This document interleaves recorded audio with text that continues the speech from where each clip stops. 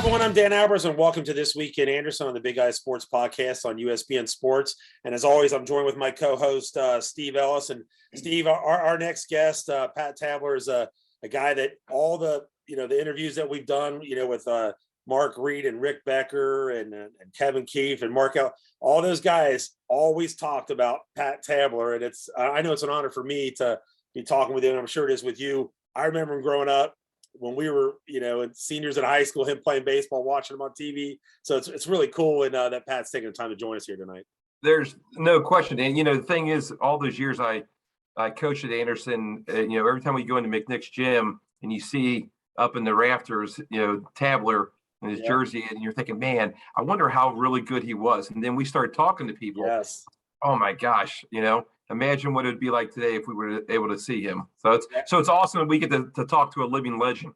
Yeah, absolutely. And and we've had a couple McNick guys on here. One of them was Evan Dreyer, that is a coach at Anderson High School. But this might be our second or third, maybe a McNick guy. So Pat Tabler's joining us. Pat, thanks so much for taking the time to join us here tonight. Guys, thanks for having me on. Now, I wouldn't classify it as a living legend. I'm not nothing like that, but thank you very much for that. It'll be nice to reminisce a little bit about some of the olden days. And I'm telling you, olden is, we're talking olden. If you guys were in grade school watching me, how do you think that makes me feel? I bet you we could go into Kroger's in Mount Washington right now and just mention your name and people would be able to tell us a story.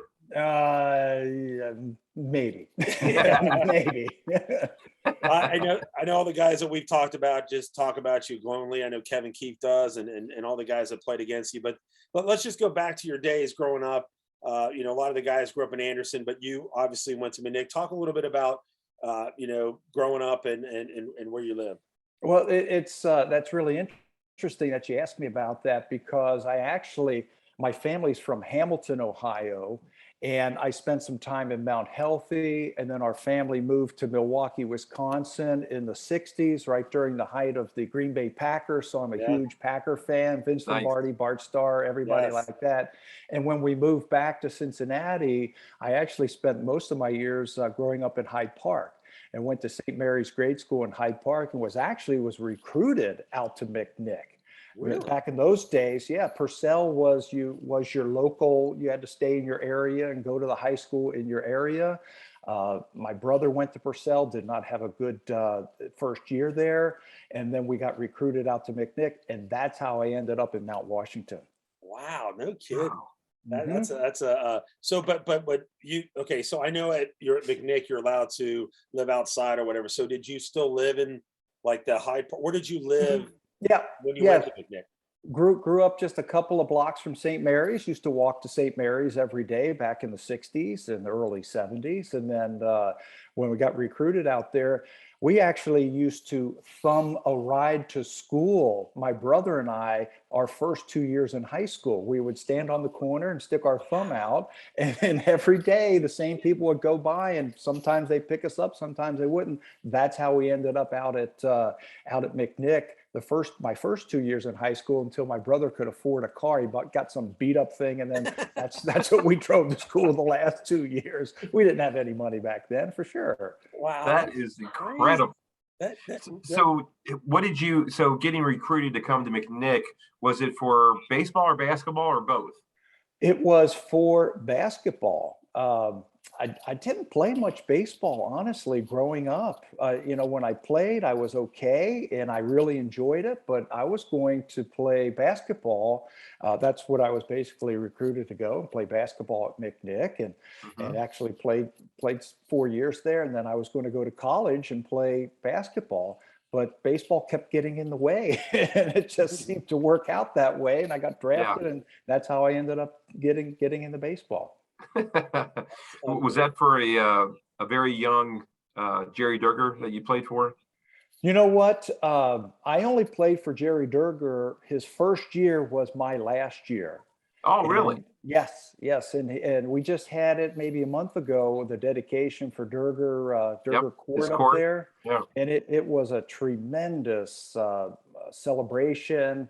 A lot of the guys came back, and, we got to tell stories, and we all got to talk about what he has meant to us.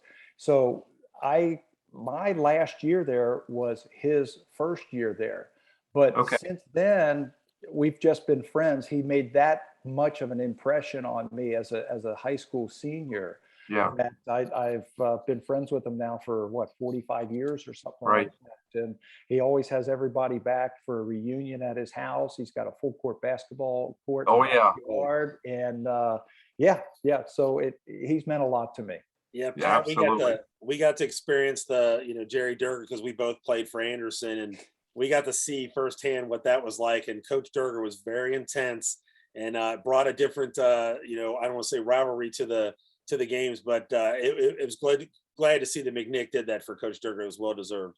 Absolutely. And his first year there, he came in under a lot of pressure. He had been out of coaching for a couple of years, and he was inheriting a really good team that was actually ranked, and this is crazy, back in 1975, 76, they were 16th in the country. Our team was ranked 16th best high school team in the country. Really? So he was under a lot of pressure, and then trying to institute his style of basketball and his defense and all that.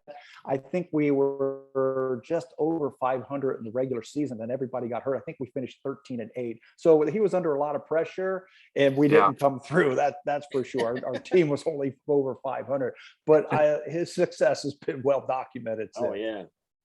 No question. So when you're growing up and from all the moving around and stuff, obviously you played baseball and basketball. Was there any other sports that you played?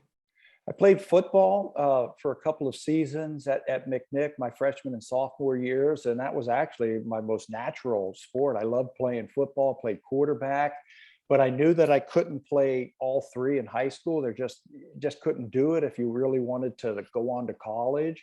So after my sophomore year, they tried to bring me up to the varsity after the reserve season, and I said I didn't want to do that. I wanted to go play basketball because I knew we had a really good team that year. We actually went to the state Final Four. And they said, well, no, you can't go play basketball. We want you to play football. And I said, well, my season's over on the JV team. And they said, no, you need to come up to the varsity. And I said, no, I don't want to do that. So they made me sit out of basketball until the football season was over. And the quarterback, and they wanted me to play quarterback, the quarterback actually tore his ACL that season. And I'm like, well, that could have been me. They didn't have a really good team. Right. That's another reason I didn't want to play football. They weren't very good, and I just didn't want to do it. Right. Yeah. So I had to narrow it down to basketball and baseball. And finally, when the football season was over, they let me go ahead and play basketball, and we had a really good year that year. I think you made the right decision there. It worked. It worked out. It worked out. Yeah. So obviously you didn't go to the two Catholic middle schools or elementary schools, Guardian Angels or IHM. Mm-hmm. So coming into McNick, how was that reception for you? Was it different? Did you know some of the guys? I knew a lot of guys from playing against them in basketball, like Mark Connaughton and Pat Byrne and Paul Farwick and some of the other guys who had played at GA. So I knew all of those guys when I came into McNick. But my freshman year, I didn't get a chance to spend time with them because, like I said, I had an older brother. So as a freshman, I played on the JV football team. And then I started on the JV basketball team until all the seniors, there was a big uproar and a bunch of seniors quit. And then I went up to the varsity. So I didn't spend much time with those guys until it got to junior and senior year. Wow. Who was the coach before Durger? Jim Stretch.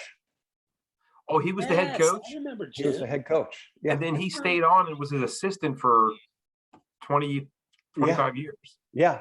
And his brother Rich was in my class, and we were classmates in the class of 76. How about that? Yeah. I didn't know that he was the coach before that. I just thought he was an assistant coach forever. I didn't know. And no, he was a very successful head coach. He went to McNick, obviously played basketball. He started his coaching career under Bill Cady, the legendary Bill Cady at LaSalle, and then got the head coaching job at McNick.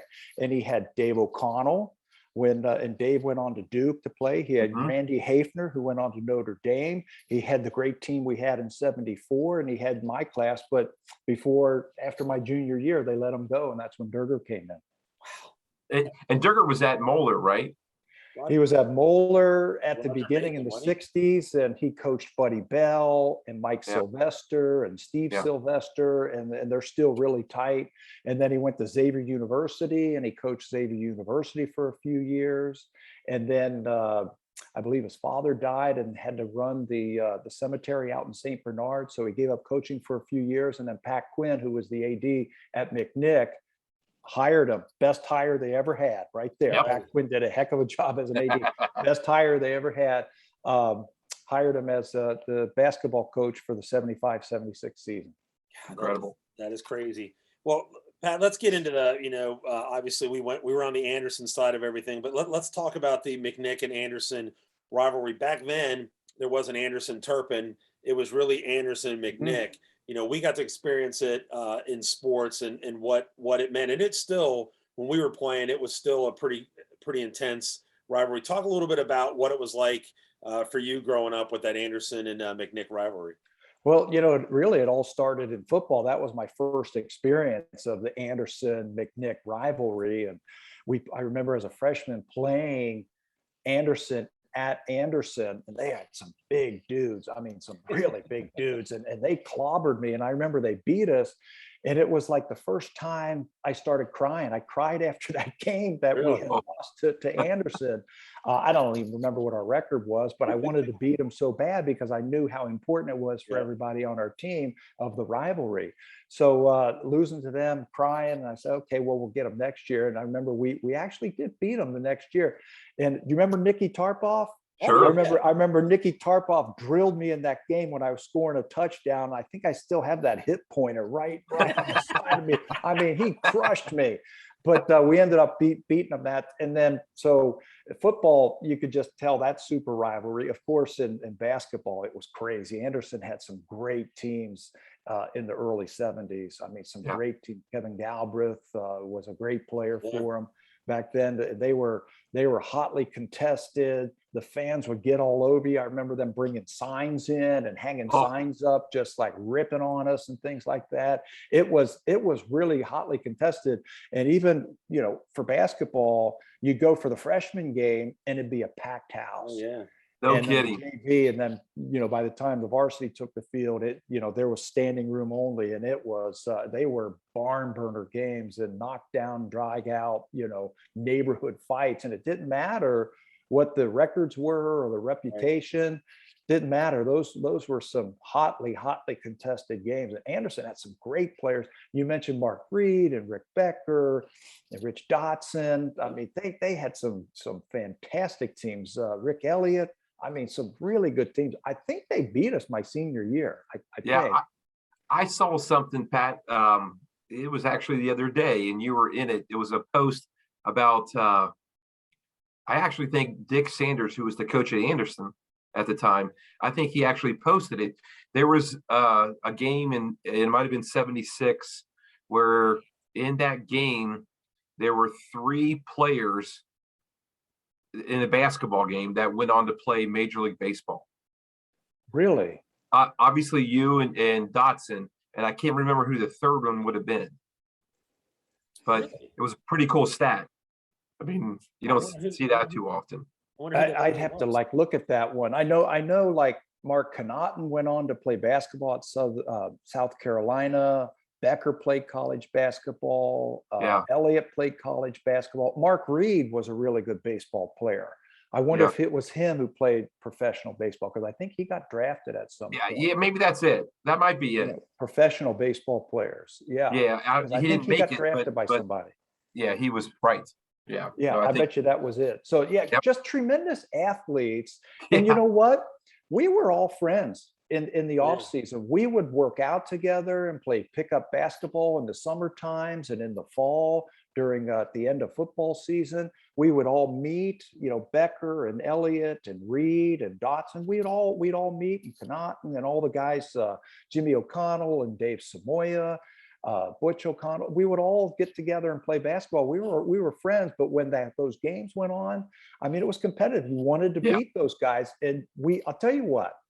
We each had respect for each other. We respected Anderson, how good they were, and I think they respected how we were. But it was a great rivalry for a small section of Cincinnati. Sure. Yeah, that's one thing that they say. They're kind of the same thing, Pat. They talk about you a lot in all these games, and I think every one of them, Steve, has said that Pat was the best, athlete they went against. I think all those guys agreed, Yep. and they kind of said the same thing. They just really appreciated playing against you, playing against those McNick teams, and just what it meant to them too. The feelings mutual. I mean, you look forward to it. And if I'm not, I think we used to play them twice a year. I thought we had a home and home with them way You back did. in the day. Yep. I'm Yep. not sure.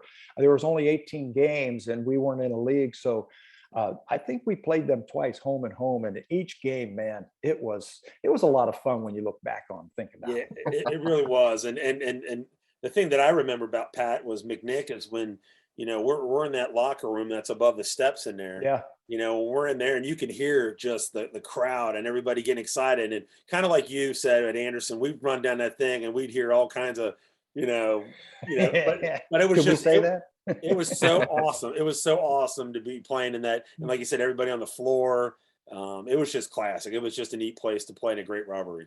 Yeah, lots of fun. Lots of fun. Yeah.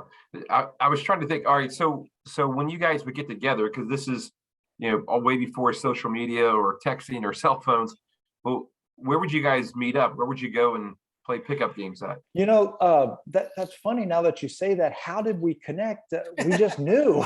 I don't Yeah. know. We called each other, or we had a friend call a friend, but Word got out. there was Gruber's full court. They had a full court outside basketball court that we would go play, and that was in Mount Lookout, the Mount Lookout area. Where else would we play? I know the O'Connells in Milford had an outdoor full court basketball in their backyard, and we would all go play there. Somehow the word would get out in September. You get out of school, hey, we're meeting here, we're going to go play, and you play till the sun went down, because Awesome. you didn't have lights, and you did that all the time. Somehow the word got out and people would show up, and it was just it was a great rivalry and a great way to form some bonds with these guys. Yeah. And like I said, there's a lot of respect between us. Absolutely. Yeah. So do you know how many points you scored, Pat, in basketball? No. No. In high Because school, you got to be up there, and obviously in the top, if not the top, for McNick, I would think. I don't know. Well- Somebody told me one time that I scored the most points, but I don't know Okay. if that's true or not. So, well, not to put you on the spot, sorry, but Yeah. but we've said this in past interviews, and you can tell me where you scored most of your points, but this is for people to keep in mind, this is before the 3-point line came in. Yep. Yeah, I go out and shoot threes now, and I'm like, this is like a layup. And it's funny. The game is different. Okay, I'll be the Yeah. first to admit that. The game is different. We would be scoring like crazy back then. I don't know if the refs called it a little bit closer, but now they can pound each other. Mhm. All I remember, my freshman year, we go to Elder to play the Elder Panthers in the old pit. Yep. And that was the year they won the state. They had Steve Grody. Mhm. They had Rick Apke. They had the Miller brothers. They had Kenny Brown. They won the Division I state, okay, in basketball, Hans Jeez. Fry and everything. Yeah. So we roll in there, and guys are spitting on us because the students sat right above your bench. They're Oh my throwing gosh. stuff at you during timeouts. Of course, they're cussing at you. And we scored 60 points in Elder, okay, in the pit. Wow. 60 Wow. Yeah. without the 3-point line. Right. That's Right. incredible. We lost by 38. Oh, They scored 98. We lost 98 to 60. Oh my God. 98 to 60. Could you imagine someone scoring 98 points in a high school No. game now? I haven't No. seen it. It's incredible. Crazy. That is crazy. Wow. That's a great Yeah. story though. Yeah, look it up, man. It was incredible how we scored so many points. I don't know, without the 3-point line, guys. I don't know. It's a different game. Yeah, I don't it know, is guys totally can shoot different. better. Yeah. I'm not sure. Yeah. Sure. totally. Well, But okay, so let's move on to baseball. And one of the questions I want to ask, about your baseball career at McNick before we go on to the majors. Tell us about your baseball career at McNick, but also your off-season baseball team, who you played for, and what that experience was like. Like I said earlier, I didn't play much baseball growing up. In fact, my freshman year in high school, I didn't even play baseball. I ran track after basketball season. How about that? And I never played summer baseball ever in high school. I didn't play my freshman year. I didn't play my sophomore year. Now, my junior year, I started getting some looks and some interest and all that. And I was planning on playing, but I broke my leg right at the end of the high school baseball season in May. I tore all the ligaments in my ankle. So I never played summer ball. Then the next year I got drafted. And so I never played. So I laugh when I see these kids playing 120 games when they're 14 years old. And I'm like, you know what? I'd rather you go out and take 1,000 ground balls at shortstop than taking 2 in a game and getting 4 at bats, maybe go in the cage and working. That, at times I feel it's like overkill with some of these young organizations and young teams. Couldn't agree more. Yeah. That the most important thing is practicing and trying to make yourself better. That's what I mean about baseball kept getting in the way, that I was playing basketball and everything, and I hardly played that much baseball. But then by junior season at McNick, I started getting some looks and some, hey, you could get drafted. I'm like, what's that? I don't know what that means. Get drafted, really? Okay. Yeah. So all along I was going to go to college, and I ended up not playing a lot, but on the basis of that and some tryouts and things like that, I got drafted. That's incredible. Who was your baseball coach at McNick? Pat Quinn. Pat Quinn. Oh. Pat Quinn was ahead of his time because he would schedule 60 games during a high school season. What? We went something like 44-12 or something like that my senior year. We won the city my junior year. My senior year, we were 38-8 or something like that. A lot of rainouts, obviously, but we always opened up on March 17th. That's St. Patrick's Day. Mm-hmm. And we opened up then, freezing, and we would play all 4 or 5 games a week all the way until school was over. And then he had the summer baseball team, and they played every day in the summer. So, if you wanted to be a good baseball player, you played at McNick, and then you played for Quinn, who was an outstanding coach. Wow. And you got to play. You played all over the city, and you played against the best. That things were different back then. Yeah, that's a couple legendary coaches there that you played for. Yeah, I was very fortunate. Absolutely. Very fortunate to be exposed to some pretty good coaches in high school. Yeah, so you talked a little bit about that, like you weren't sure about how that draft worked. Talk a little bit about that process when that did happen, about the draft and like when it finally started getting some, gaining some steam and all that, and just talk a little bit about that whole experience about getting drafted. It was junior year. I think I led the city in hitting. We had the #1 team, and scouts started coming around, and they would time you and, hey, stick around and take some BP. We want to watch you, that kind of stuff. And then by my senior year, that was obviously the heyday of the Big Red Machine. Mm-hmm. And I remember in May of '76, one of the Red Scouts said, we want you to come down to Riverfront Stadium. We want you to try out before the Reds played like a businessman special against the Braves. Come down, take batting practice on the field. We're going to work you out. And I'm like, really? Okay. So Pat Quinn and I went down. I got a locker inside the Big Red Machines clubhouse. Wow. I had a Reds uniform. I went out there. I ran the 60 for him, and Pete was there. And he said, let's go out and take some batting practice. So here I am taking BP with Pete Rose as an 18-year-old. Oh my gosh. He's like actually talking to me. And I'm like going, well, yes. What do you do? So I got to work out, and then the gates started opening, fans started coming in. I shagged with George Foster hitting and all these guys, and everybody thought I was Joel Youngblood. And they kept asking for my autograph. And I said, I'm not Joel Youngblood. And they're like, yes, you are. I said, no, I'm not Joel Youngblood. Sign this. Why don't you have number 19 on? I said, I'm not Joel Youngblood. That's hilarious. So then I got to stick around and watch the game, but I met Sparky and, Rose and Johnny Bench and all this kind of stuff. So cool. That's awesome. When it's like, hey, maybe I can do this if I get lucky and have a good season. And a month later, I got drafted by the Yankees. That's incredible. I mean, Yeah. so back then too, it's not like it was now, where the big TV production and all that stuff is. So did they No. just give you a phone call, or I mean, how did that all go? Telegram? You know, there were rumors. There was rumors that, I could get drafted, and Eddie Brinkman. Do you remember Eddie Brinkman? Sure, Was yeah. From here, and he was a scout, and he would come out and watch me. I can't even tell you who he was a scout for, but there were rumors that you could get drafted. And back then, boy, Cincinnati youth baseball was churning out great players. And as it turned out, in 1976, Leon Durham was drafted 15th overall from Woodward. Then I was 16, and then Jeff Krause was 17 from Coleraine High School. I mean, we had 3 high school players drafted right in a row in 1976. And then the next year, Scott Munninghoff and Rich Dotson were both #1 picks. Dot, I think, was 7th overall. So they were churning out some baseball players back then. So the scouts would come, and the word would spread, and hey, this guy's pretty good. Got to go check out this guy. Blah blah blah. So the day of the draft, I was at home, and I got a call from, gosh, I guess the Yankees called me at my house and said they took me.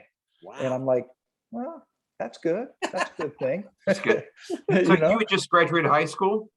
I guess it was first week of June, so I guess we were out Right around, right around that same time. And I just remember Pat Quinn called and said, look, one of the newspapers want to do a story about getting drafted, come out. And I remember we staged this whole thing up in his office, like I'm on the phone talking to the Yankees, and they snapped a picture, and it was in the paper the next day. But it happened, I did it at home, and then I drove out to McNick and staged this whole thing of like, hey, the Yankees called, here's a picture of him here, and he just got drafted. That's crazy. Yeah. Wow. Yeah. And I was there.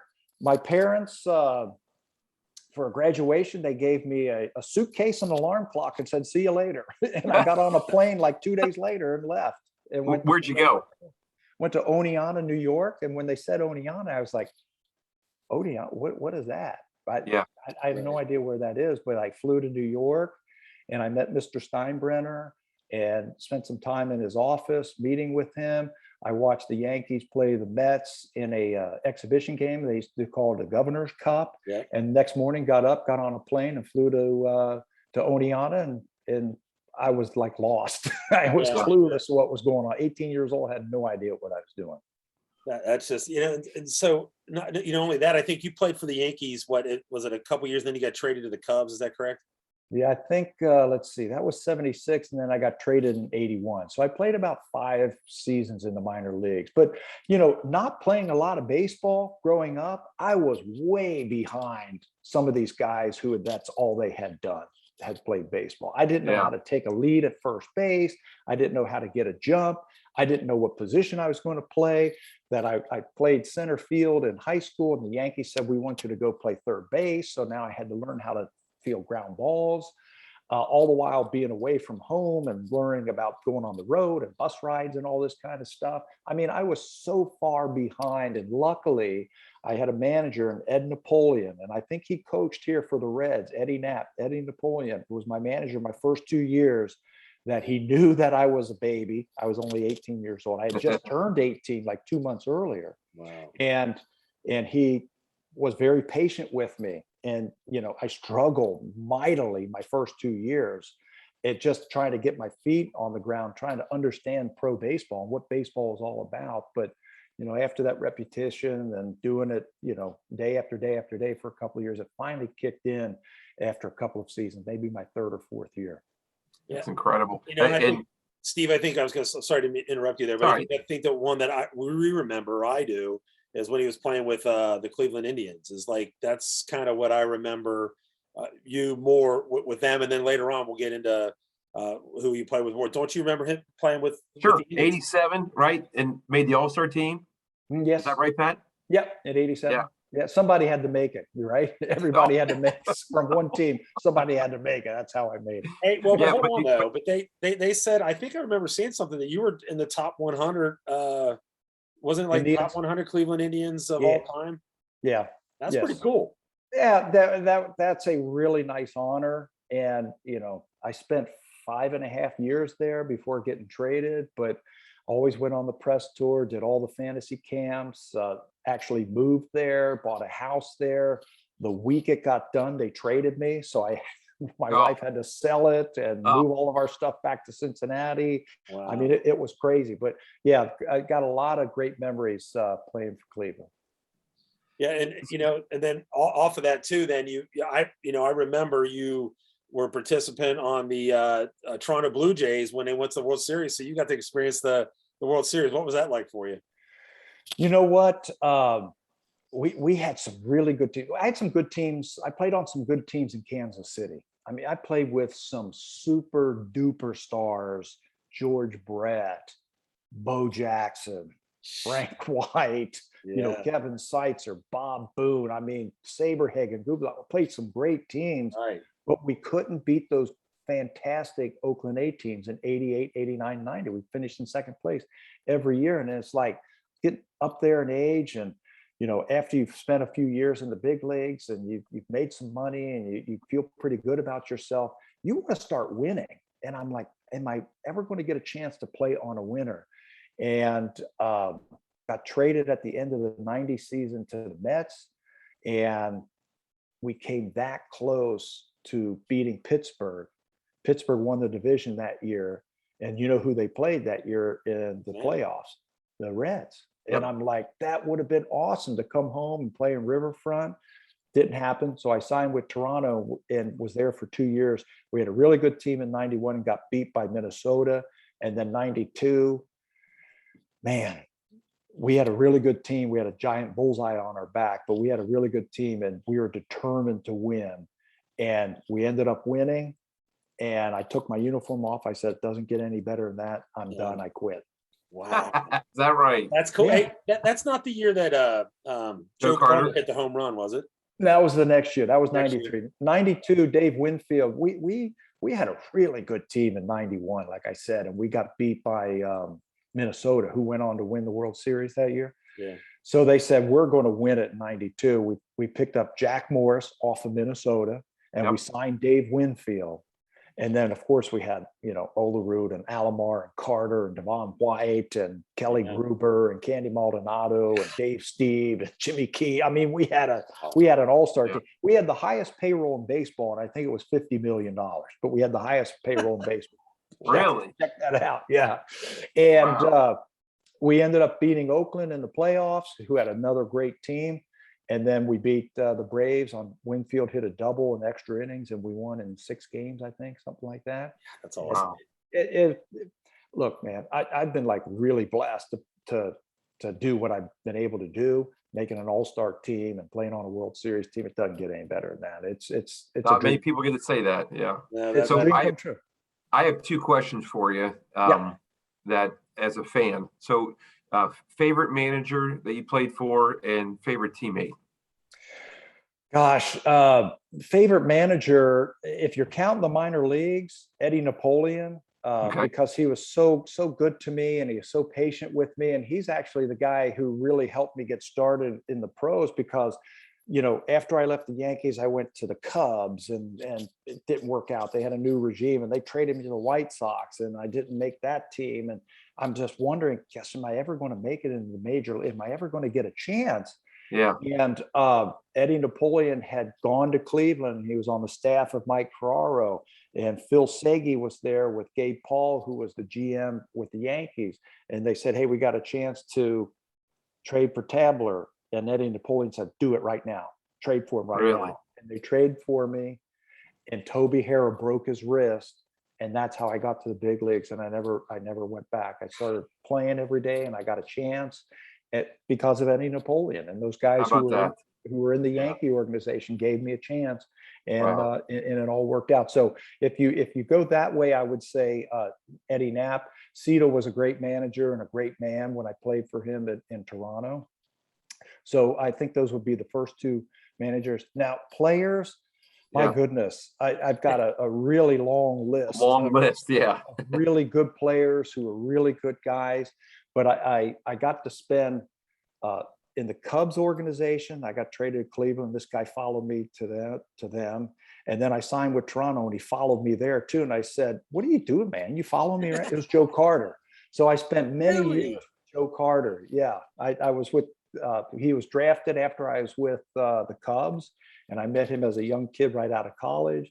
And then we hooked up again in Cleveland. He became a superstar. Sure. And then we played together in Toronto again, and we're still friends to this day when we see each other. So Cool. Joe's there, Robbie Alomar, George Brett, best teammate I ever had. Greatest talent I ever saw was Bo Jackson. Hands down, the greatest baseball talent I ever saw. And what happened to him was tragic, not being able to fulfill his promise in both sports.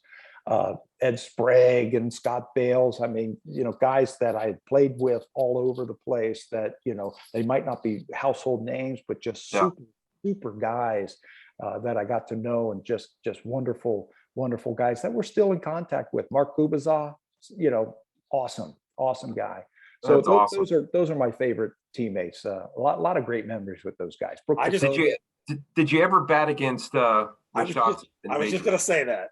Dot, yeah, and we were teammates also. Dot was tough. He was really tough. I faced him in high school, and he could hit too now. I know. Yeah. He became a pitcher, but he was a great athlete. He could hit.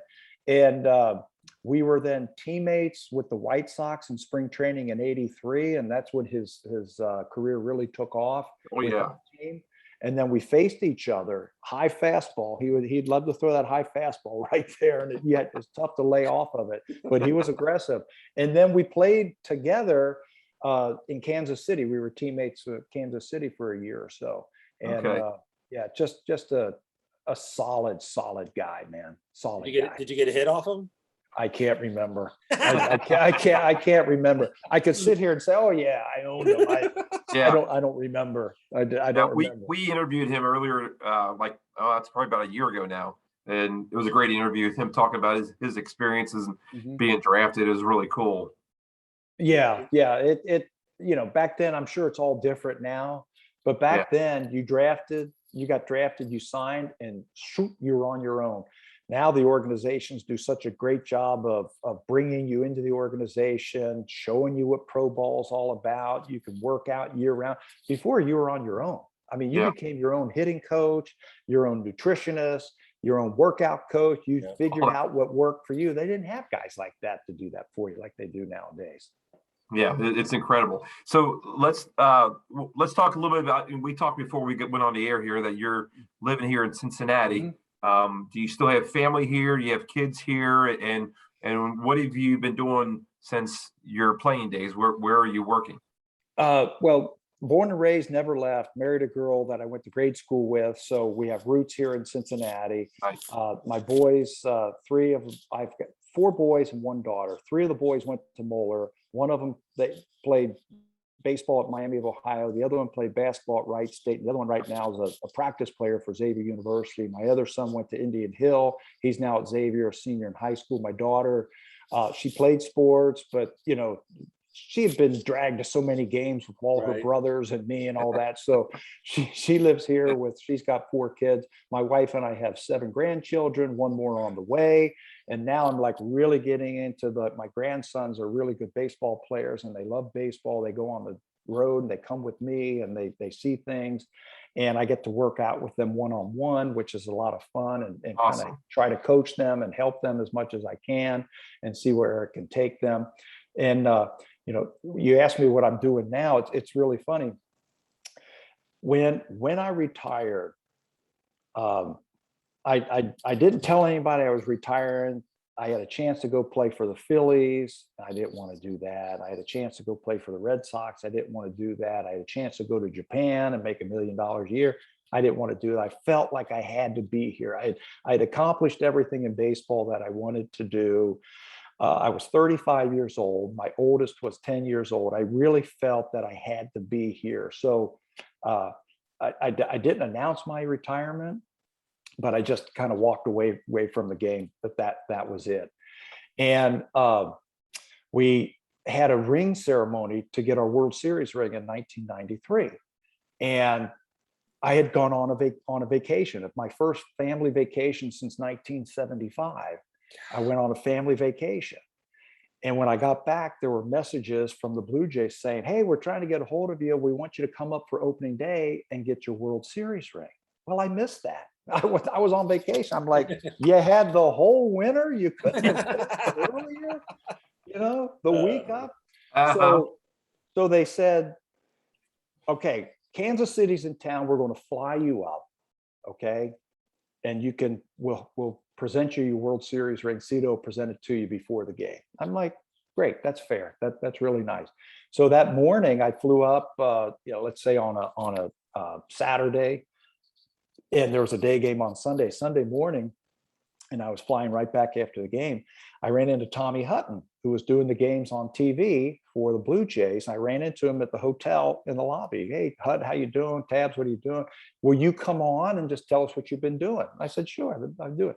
So went to the ballpark early, right before the game, got the World Series ring, went upstairs, spent an inning on the radio with Jerry Howard and Tom Cheek, and then went up to the TV booth with Tommy Hutton and spent an inning on TV with Tommy Hutton. And game was over. I got in the car. I went on to the hospital, to airport, got on a plane and hopped the plane, came home to Cincinnati. I said, "Okay, what am I going to do?" Well, when I got home, there was a message.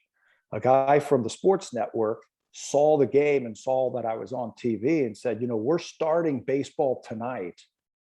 That was just starting back then. And said, "Would you be interested in being an analyst on baseball, our studio show before the Blue Jay games?" And I'm like, "Sure." So I got back on a plane the next day, went up there. I auditioned in the morning. I took voice lessons in the afternoon, and I was on that night. And No I've been in way. TV ever since. That's No how I got kidding. started. Gosh. Wow. Because I missed the ring ceremony, That's it. I was able to go on TV, and a guy happened to be watching me on TV, and I flew back. So I did that for about 5 or 6 years.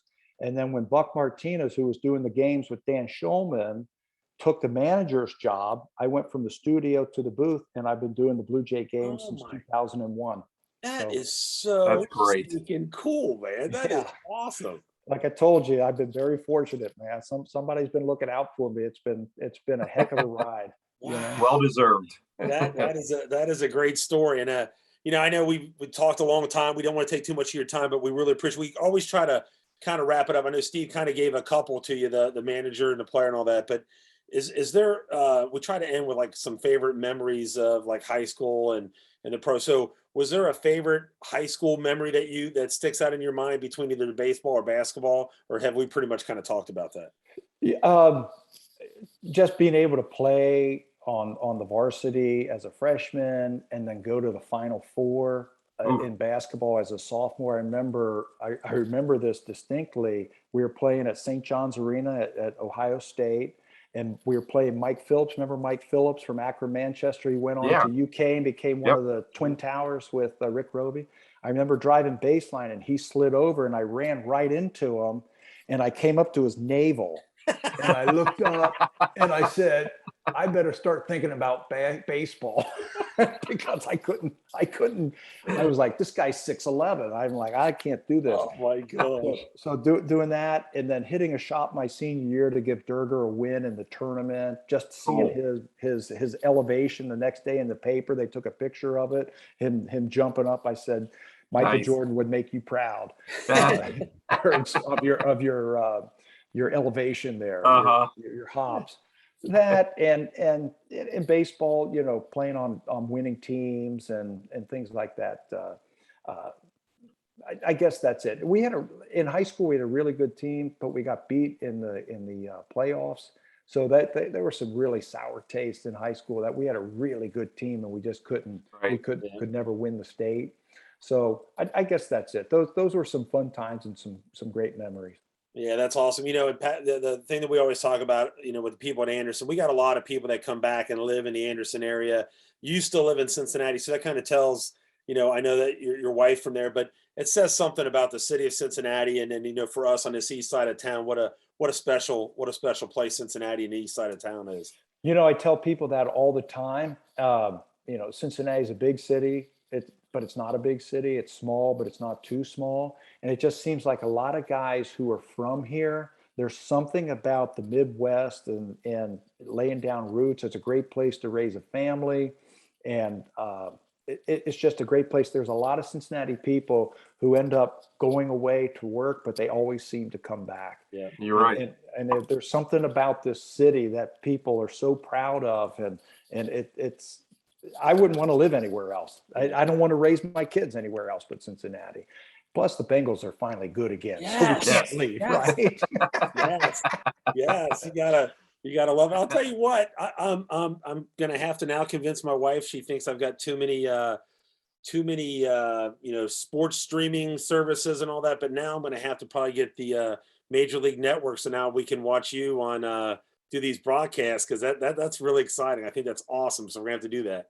It's a lot of fun, and the Blue Jays have a really good team again. They've got some young players like Vladimir Guerrero Jr., Bo Bichette. I mean, they've got some really good young players, exciting players. So I think things are looking really good for them in the next couple of years. They've got a low payroll. They got all the money in the world. They got more money than the Yankees if they need it. They could sign guys if they want to. They got a great farm system. So I think their window is just opening. So it could be a lot of fun the next few years. That's awesome. Sounds like it. Just real quick. So you're doing the whole gamut of the schedule? So you do. No, I used to do 150, but I've dropped down now to 100 to 110. So Dan Schulman, Buck Martinez, and I, between the three of us, we split up the 162 games. And Gotcha. if you like going to Cleveland and doing the games up there like I do, I'll say, hey, I want to do those games, or go to Texas or whatever. And back in the day, when I did 140, 150, I basically was gone all the time. Right. But the last few years I've been here in Cincinnati, and last season we did it from my basement because of COVID. Oh yeah. Which was really, really interesting how they were able to pull that off. But I've dropped down now because I'm like, I want to go do other things. I want to go watch my grandkids play baseball. Sure. So I do about 100 games now.